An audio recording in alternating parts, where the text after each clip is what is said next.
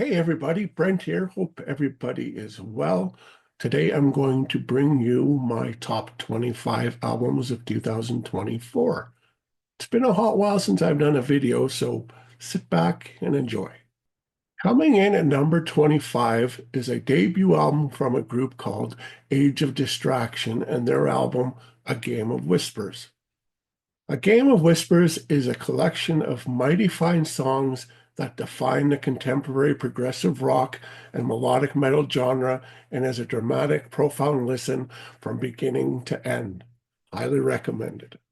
Coming in at number 24 is another debut album from Oddleaf and their album called Where Ideal and Denial Collide. This was a kind of a surprise to me. It kind of came out of nowhere, and yeah, it's mind-blowing, and I wish I had a little more time with it. And this is an album for prog rock fans not to miss out. Anybody actually, regardless if you listen to prog, definitely needs to check this one out. It is also very highly recommended. All right, coming in at the number 23 space is Neil Morris and the Resonance. This is a fantastic album, and it is a must for any fans of Neil Morris, obviously. And I hope we get another Neil Morris band out sometime, but in the meantime, I think this will help those cravings, those urges that we need and we love so much. But anyways, I didn't have a lot of time again with this one because it came out so year, but I'm going to put it in the 23 position. Coming in at number 22, we have a group called Resin and their album Burden. This is a beautifully hypnotic and surprisingly cathartic album that makes you fully invest your time into exploring its multitude of deep and fascinating layers. Great album. Coming in at number 21, we have the Hasse Forberg Musical Companion or Collection. Should have looked that up.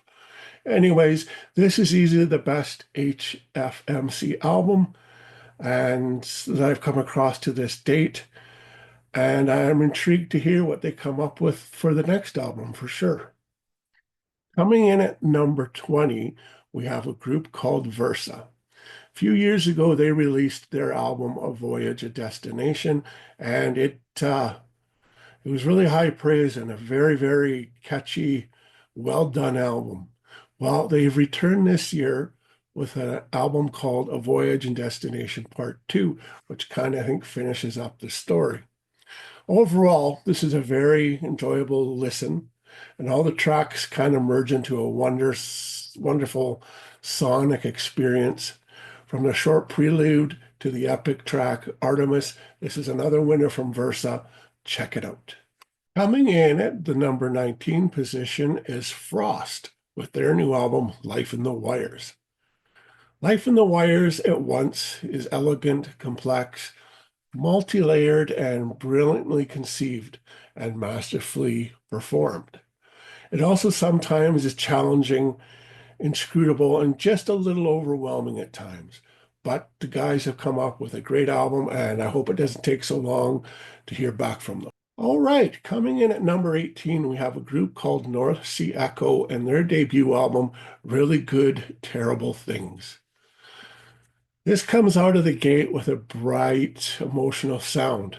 Both the melody and the guitars and the harmonies in the vocals are very catchy, while at the same time, they really tug at the listener's heart. This is a great album.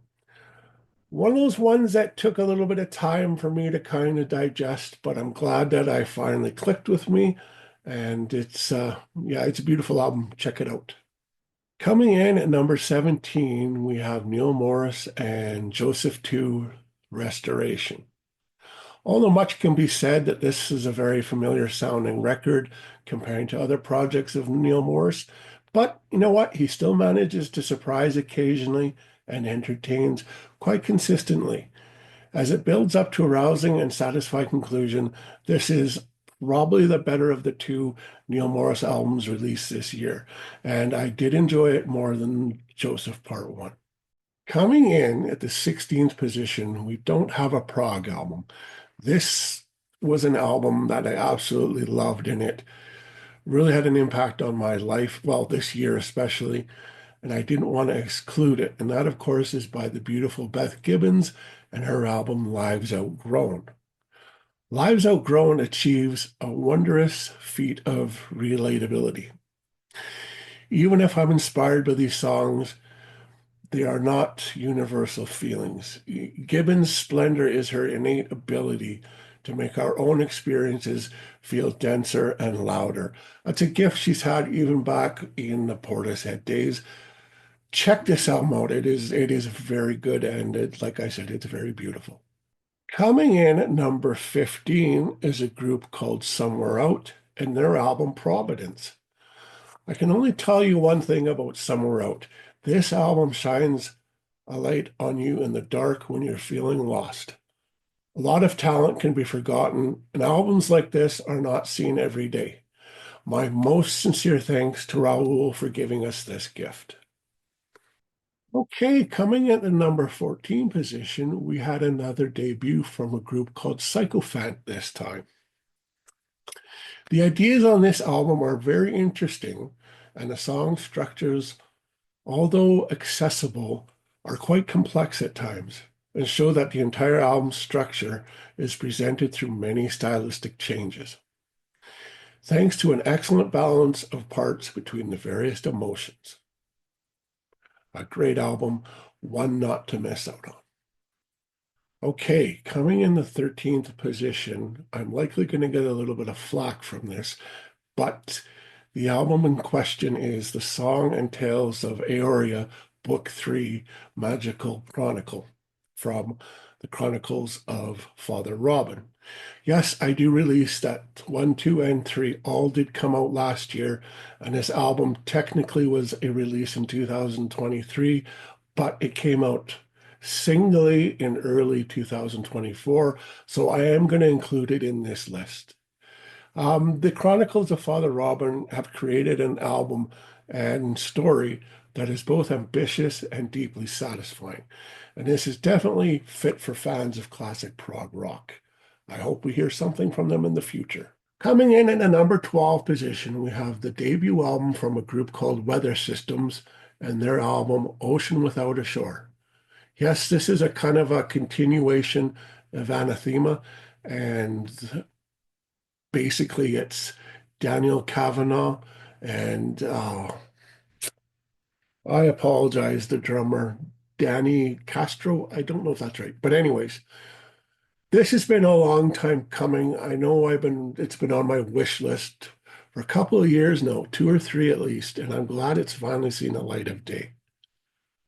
This record takes you on a journey with some very personal, intense, and emotional songs. And if you like this album and you like Daniel Kavanagh, period, also listen to his solo album from 2017 called Monochrome. Okay, now we're going to the 11th position, and it is going to The Smile and their album Wall of Eyes. The Smile drives home with this record the point of asserted independent creativity, which I think they couldn't really do in Radiohead. That Tom York and Johnny Greenwood really couldn't get away with that anymore. And that's one of the reasons I think The Smile is doing so well. Okay, guys, now we're down to the top 10. Coming in at 10 is The Circus and the Night Whale by Steve Hackett. Hackett never seems to lose any playing abilities. He always proves himself to be one of the finest guitars on the planet. But not only is he a great player and a great computer and arranger and a vocalist as well, he puts everything into his albums, and it really shows on this, and it's a great album. If you haven't heard it, go out and listen to it. Coming in at the number 9 position is the new Big Big Train album, The Likes of Us. This album was a few years in the making after the timely loss of David Longdon. The band, I think, went through some turmoil and maybe questioning even why they were going to make another album or not. Who knows? But they've enlisted a guy called Alberto Braven, sorry, for vocals, and he's no David Longdale in the style, but you know what? It works, and it works really well. And I think with Braven with the group, they're going to have a long, long career. This album you need to check out. It is mind blowing, and I think that David Longdon would be happy with it. Okay, number 8 is Airbag's The Century of the Self. Airbag's latest album, The Century of the Self, is a masterclass in melodic storytelling, with a darkness that permeates the melodies rather than the lyrics. Um, when they released On the Beach, how many years ago was it? 3 now? It was a decent album, but I thought they could do a little bit better. They were kind of getting in that rut of making the same thing, but they surpassed that and they actually overreached my expectations for sure. So check that one out too. Okay, coming in at number 7, we have the second album by Haven of Echoes and their album Memento Vivere. 2 years have passed since Haven of Echoes offered us their debut album, The Indifferent Star. If you were lucky enough to latch on to that first offering from Haven of Echoes, rest assured that not only have they come up to the higher standards they immediately set themselves, but with this album, they've raised the bar yet further. Memento Vivere is one of 2024's musical highlights. I urge you to check it out right now. Sixth position is a group called Laughing Stock and their album Shelter. Don't know a lot about these guys. This is the first year I've even listened to them or heard of them, but I did find this a very rewarding listen, and I know it will surely please everybody in the prog community who likes good music. Make sure you check this one out, guys. You won't be disappointed. Okay, now we're getting down to the top 5. Coming in at number 5 is Annabis and their album, The Unforgivable.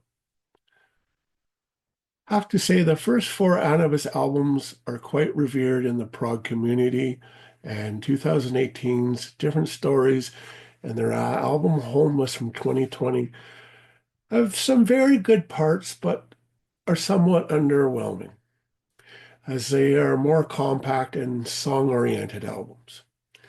Now, Annabis has delivered another winner with no signs of losing steam. Check this one out. It's pretty good. Okay, coming in at number 4 is the Decemberists' new album, As It Was, So It Will Be Again. I really do love this record. You know, it may not be a 5-star masterpiece, but I bet it would be in my top 5 for the year. And look where it ended up. The band definitely know how to cook, and they cook a pretty great meal here. Certainly check this one out if you're into the more alternative prog groups and prog folk in general.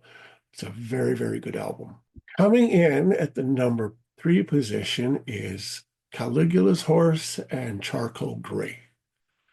Caligula's Horse, Charcoal Gray is the 6th studio album from Brisbane, Australia's progressive metal darlings, I guess, Caligula's Horse. A band I do not have all that much history with, but after getting to know their latest release over this year, I'm going to quickly remedy this problem. Great, great album. My number 2 album of the year is The Tangent for One to Follow Polaris. To Follow Polaris is genuine and authentic Tangent album, despite it being a singular lineup. Highly inventive and oftentimes madcap, it will certainly not disappoint the band's highly demanding fan base. Andy Tilson has just blown my mind and made a great album.